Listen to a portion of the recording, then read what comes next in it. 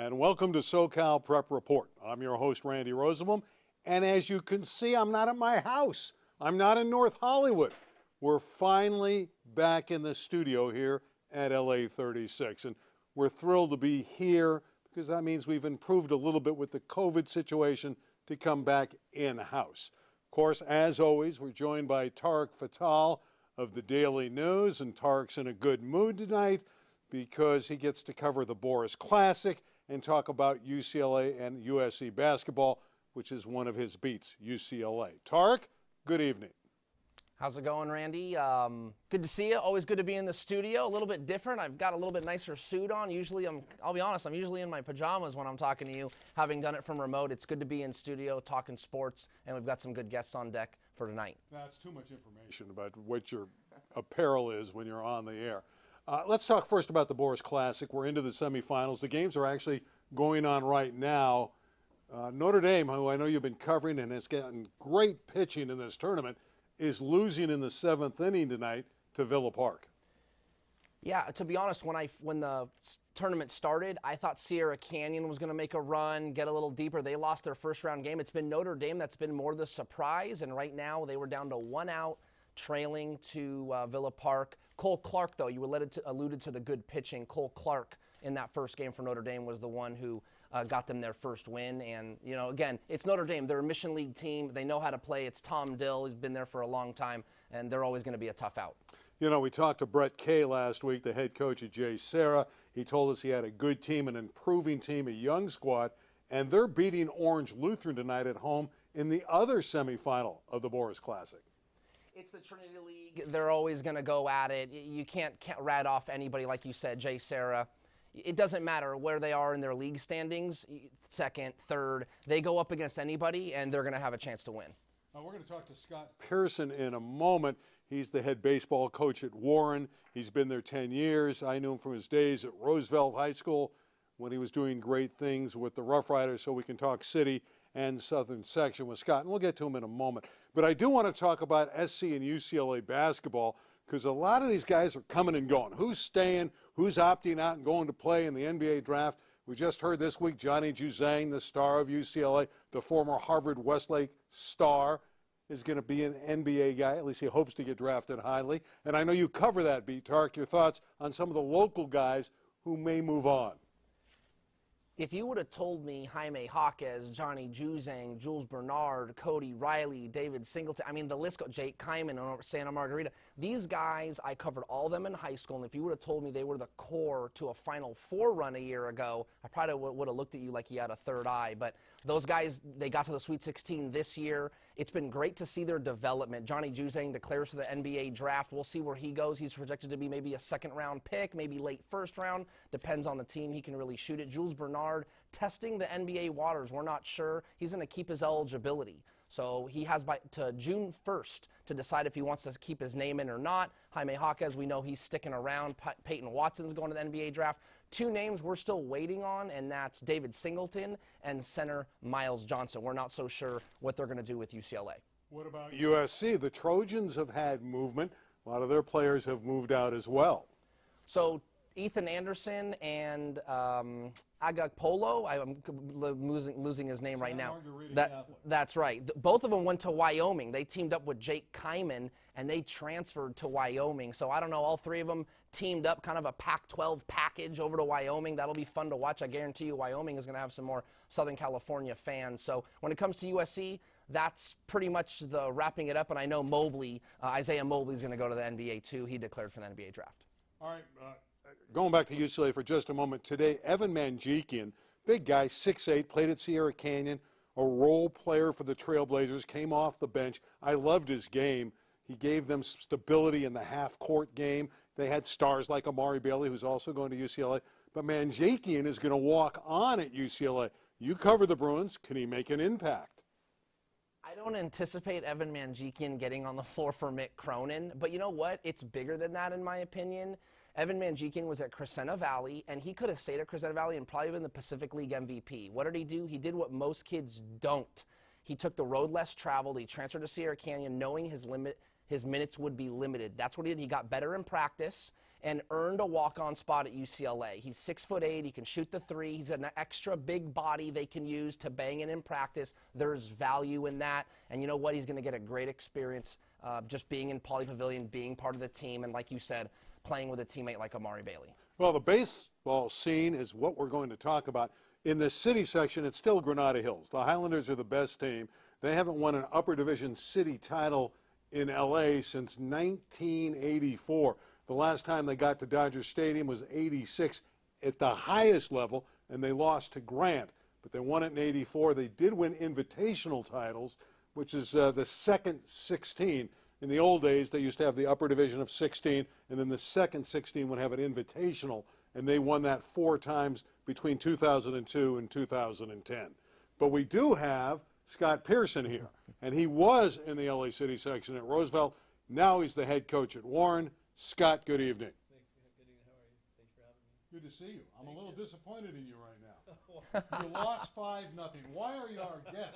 You lost to Gar today. How'd that happen? Yeah, you had a 10-game winning streak. Yeah, I don't know. I shouldn't be on today. No. Had me on. Should have me on yesterday. Well, tell After us a about big- your club. Why are you good? You're obviously talented. Your club's in the top 25 in the LA Times poll.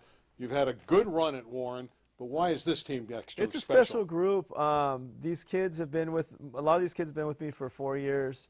We have 0 transfers, so that's one thing I'm very proud of our team. I mean, you look at a lot of these teams that are ranked. I think you have to have transfers to be really highly ranked nowadays. It seems like, but you know, we have 0 transfers. They're all homegrown kids.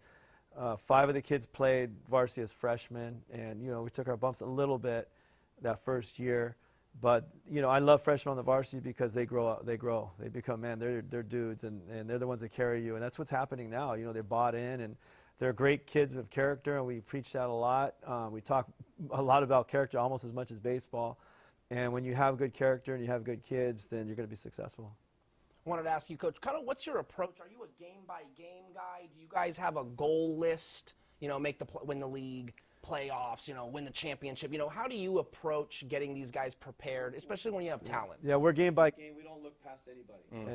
Even if the team doesn't have a very good record, like Gar this year, their record's not very good, but we know they're good and we know what they have, and they play a tough schedule. And we play a tough schedule this year, and we feel that it's going to prepare us for the playoffs this year in Division II. But no, we go game by game. Our goal is always to win league. And then obviously make a run in the playoffs and hopefully peak in the playoffs. Yeah. I want to get back to that transfer thing you just brought up. Does it gall you when you lose to a team and you know that guy on the other side who beat you is a transfer? Well, that's a great question. Our victory on Tuesday I was very proud of because we have no transfers, and the team that we beat on Tuesday has quite a bit of transfers. And not just, you know, players, but you know, great players, you know, top guys, and so that's very meaningful, you know, when you beat a team that's full of transfers. And but what about when they beat you and you go back into the dugout and say, you know, darn it? No, that really bugs me. They have that extra advantage. You know why though? Because I always said back when they had that 1 year or 2 years of when you could transfer back in I think 2000, 2001, 2002. I forgot what they called it back then, but I always felt.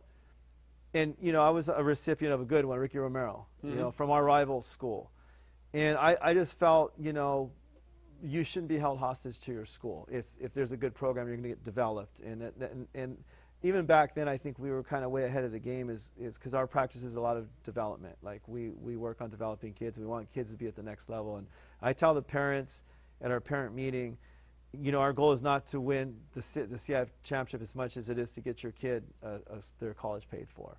And so we do a lot of development stuff. It's practices are organized and they're scripted by the minute, and we do a lot of ID stuff, and we want these kids to come out. So to answer your question, no, it doesn't. It's just the way it is now. Everyone transfers, and a lot of people think the grass is greener on the other side anyway. And Until you get there and it's crabgrass. Well, you know, we've had kids leave. You know, we've had kids leave, and 6 or 7 kids left in my 10 years there. 4 of them come back. So the grass is not greener on their side. And I just think, you know, travel. I coach travel. I coach my son's travel ball team, and your son's here, right? Yes. What's his name? Jaden. Hello, Jaden. So I don't like travel ball because there's a lot of things that are not being taught, and one of the things is loyalty, and so I think it ruins it when actually even with the parents, because the parents don't see that as well either. And there's a lot to be said about being loyal and working hard and grinding it out and competing to get better. And I think that goes by the wayside, and we kind of try to make that clear to our kids. Coach, can you talk a little bit about your team? You know, give us some names, highlight some guys who's been throwing well, and you know, you had mentioned a freshman that has been doing really well as of late. Yes. Please, you know, give them their shine. So one of the our pitcher coming in, top pitcher, Haas Fregoso, and he's probably our top overall player as far as defense hitting and pitching. He's got a sore bicep, and we had to scratch him today before the game. But he's a guy that's got offers, that's been with us 4 years. Don Gonzalez is very hot right now. He threw 3 hitters, struck out 10 against Gar on Tuesday, and it was just lights out. Julian Angulo's junior that's been with me for 3 years. And he's kind of carried the offense. Another guy, Matthew Miller, who's DH first base, another 4-year varsity guy that's has the highest average on the team right now. He's just kind of locked in. But Rocco, our shortstop Rocco Caballero, who was a defensive player on our football team, is a sophomore and a loaded football team. Warren's been pretty good the last 3 years since my brother took over. And he's just a tough kid. He's tough as nails, and he can catch. He plays short. He can pitch.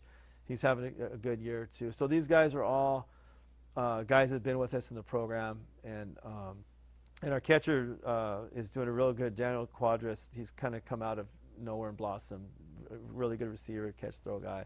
But the Angel Cervantes is the one I want to mention because he threw a no-hitter on Saturday against Lucerna on 74 pitches, and he's a bulldog already. He's already got that mentality, and he's just a tough kid. But the thing, again, going back to the success, they're just great kids of character, like high character kids, and great work ethic. Like I call them throwback kids. They're throwback kids. I tell them to run through the wall head first. They're going to run through the wall head first. They're not going to look at you crazy. And we pay attention to details. The little thing. My thing is the little things aren't little in baseball. They're huge. Everything's huge. And I could break down a play or a bat or a pitch in every game that changed the game.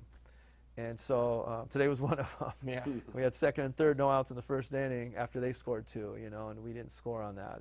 And so it's a learning lesson that the kids get. And they agree.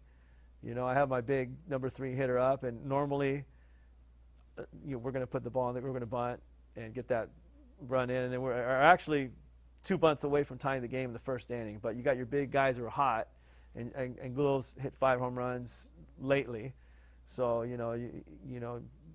Sounds like you're second guessing yourself. I am second guessing myself, right? That's what I'm doing. So if I bunt him, people are like, he's hot. He's our power guy. Let's have a big inning. But I'm thinking, hey, let's get back in this game. We faced a guy that I want to mention his name, Christian Bando over at Gar. Just lights out today. 13 strikeouts in 6 innings and great composure. And I've seen a huge growth in him from last year and this year. Last year he was pretty animated and pretty disrespectful. This year I've scouted Gar. Maturity. Huge. I hugged him after the game. I said that was one of the best high school performances I've seen in 34 years, and I appreciate how you were. And he even yelled at his dugout a couple times, "Hey, stop it! Don't talk." Like, wow, so some leadership too. There you go. But I also noticed that I wanted to mention too, and again, and I want to say this because I want other kids to be like this. He's been hurt, and I've scouted quite a few of their games this year, and he's in the dugout not playing, and he's a great hitter too, by the way. And he's the bat boy on the team. He runs out there, grabs the bat. He's locked in the dugout, and I'm watching this year because I was really disappointed the way he acted last year. And he's a completely different guy. And I asked him, I said, what's the difference between this year and last year? You shoved it, we beat you last year. And he says, talking crap doesn't work. So he was locked in today, and I'm really proud of that kid. And he's signed to Long Beach State, and they're getting a really good lefty. That's great. Really good lefty. That's yeah. great. Let's go down memory lane. You and I are kind of joined at the hip here. You look exactly the same as you did 20 years ago when we were doing shows and stuff. Well, my goal is not to age. I don't see see any reward in getting older. I see that. Maybe we're mature and have a little bit We'll more be here fun. with Tarek 20 years from now. He's going to look exactly No, the same. he'll never change. When you were at Roosevelt, talk about coaching in the city, overcoming the different obstacles that are the city. You had success there. You went to the championship game at Dodger Stadium. Was it 2001? You lost to Chatsworth 2-1. Yes. Joe Gunts, Yes. great pitcher, now an assistant coach at Harvard Westlake, Yes. pitching coach. You lost there, but the experience of building the Roosevelt program, which is still good today, and beat your team at Warren. Yes. What was it like in the city section? I'll tell you, it was tough. Like, it is not easy coaching in the city section at all. And I used to always say, So you have respect for those guys that are doing it. oh yeah, they're grinding. They don't get support. The facilities are bad. You know, we were at a park. Eric Simon wrote a great article one year in 2001 about our facilities and the winos that lived in the stands, literally, you know, and how our kids' cleats were ripped, and how Chatsworth had all the, you know, the personal coaches, and we had nothing, you know, and that's how it is. And you know, the facilities are bad alone. The worst part though was a shocker to me coming over, and I come over from Southgate, which I think at the time was a good community, and I'm going to say that because I grew up there and went there. I was amazed a couple times when I went to drop off a kid or pick a kid up. I found out my first year there, one kid was living on his own. Wow. And I'm like, what are you doing? A little studio place. The place was a mess. It was tiny. It was dirty. And I said, where's your parents? Oh, they're in Mexico. And who do you live with? My brother. Where's your brother? Oh, he's been in Mexico. How long? Oh, for 2 months. So you're living on your own, and you're in high school, you know, and those are the things. And then we were in Boyle Heights, which was still not a very good neighborhood. But so not only are you coaching and trying to develop kids and character and all that, there's issues that they have that no one even knows about. Right. You know, there's so much. The plight there is ridiculous. The drugs and the gangs are deep. They're deeply rooted. They're generational. Mm-hmm. And what I noticed there, and what was hard to leave Roosevelt, because I was offered I'm sure you know, the El Camino job back in 06 when Matt left, and why I couldn't take it, because one of my close friends, who was a Roosevelt grad, my closest friend, said, they don't need you over there.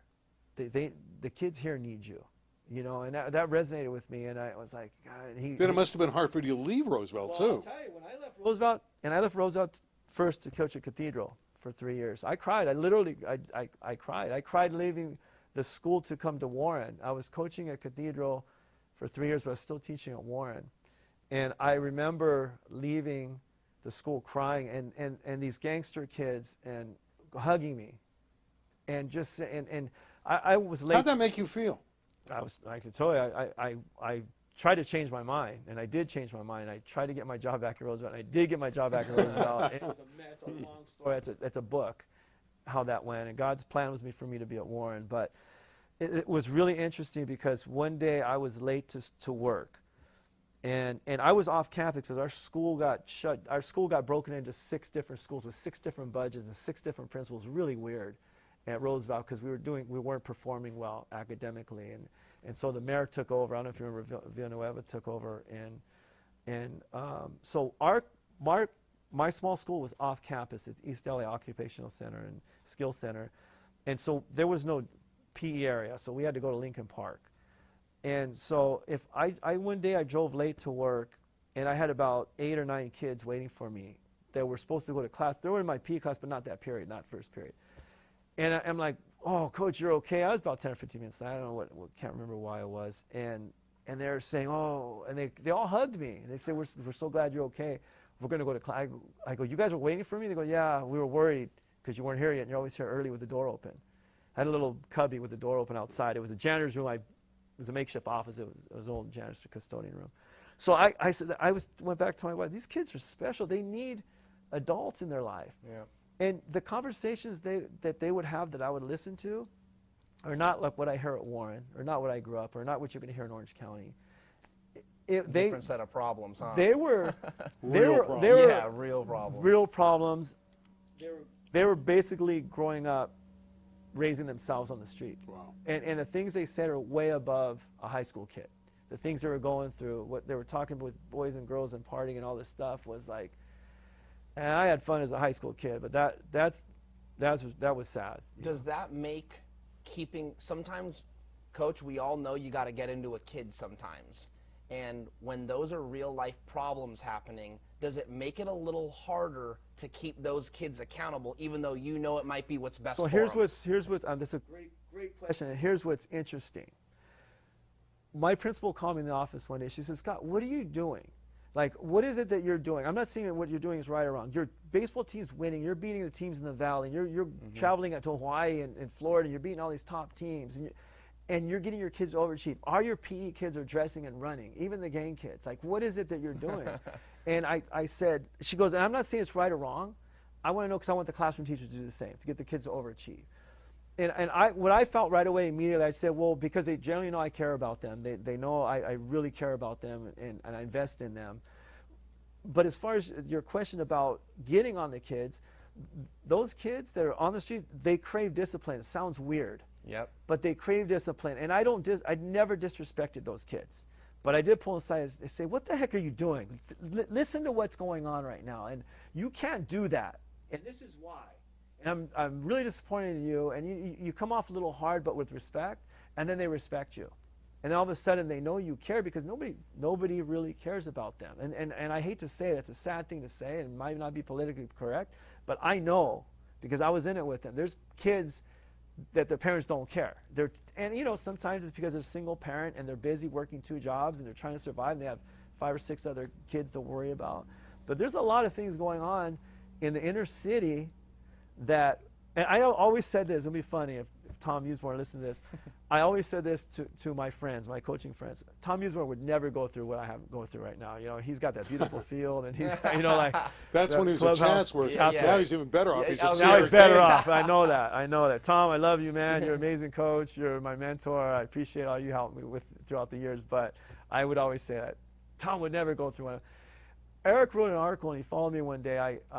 I would have to. I had bought this farm truck. It was literally a truck off a farm in Malibu, because we didn't have a field on campus, and so I would drive this farm truck who I left at school, never registered it, and I would load up the bin, the stuff from the bin on the campus. I would drive it to the park, and then we would break it down, unload it, set up the field. Then afterwards, load it back up, take it back to the field, break it all down into the bin. And Eric was impressed with how much stuff I had loaded up on the back of that truck, you know. And then he went and he saw the homeless people living in the park and the winos, and he was kind of amazed. He wrote a real nice article back then about that. But it's a lot of hard work. It's not just not that the field is not on. There's no field, right? It's off campus, and you're at the mercy of a park, because sometimes they say, "Oh, you can't practice today." And if you've ever been at Evergreen Park, I don't know if you have. It's an all-dirt infield, right? And there's no mound. And there's cement 180 feet in right field that goes up an embankment. It's not even a baseball field. And for our kids to work out there, it's not fun. You know, it's not the same as what I have now at Warren. You know, a beautiful field and a lot of support, you know, a lot of resources and a true community. You know, so it's a really hard job. I know that coaches finally got a raise. Right. Yeah. And I said, wow. I mean, I don't think I ever got a raise all those years there. And I don't think there's been a raise since I left there, you know, 10, 13 No, it's years. the first one in years. Yeah.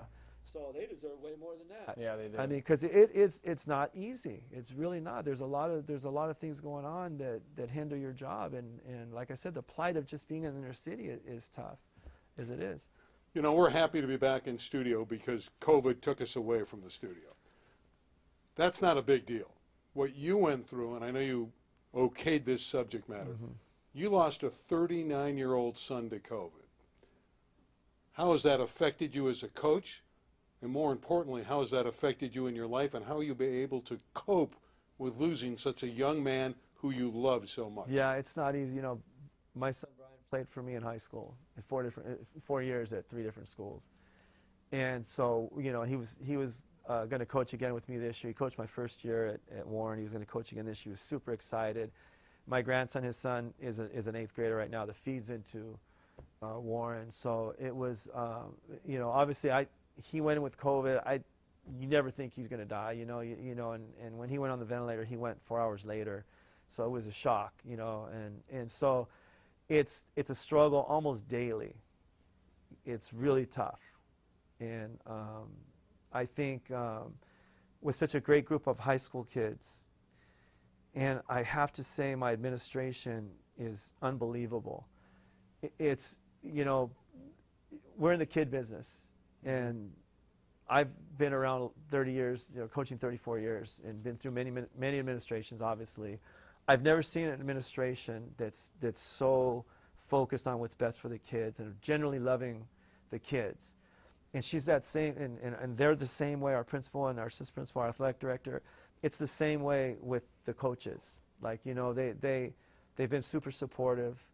It's been easy. I obviously took time off, which helped a lot. And my assistant coaching staff, and my assistant coach and my coaching staff is wonderful too. And it's tough. I'm a believer. I hold firm in my belief that, you know, God's with me and He's going to carry me through this, and He has, and He's given me strength.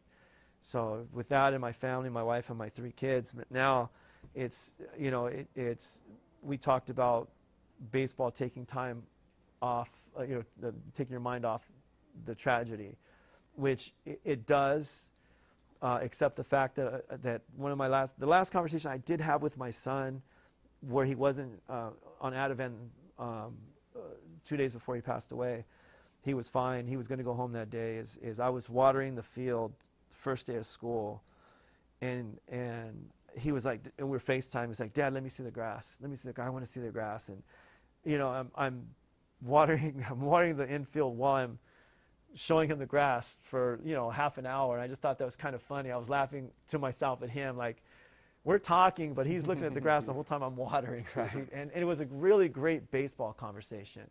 It was all about baseball, and there was a little bit of the COVID in it because he didn't, and I know people want to, the question is, was he vaccinated, right? He didn't want to be vaccinated. And right after that day, my wife and I were getting our second shot. Wow.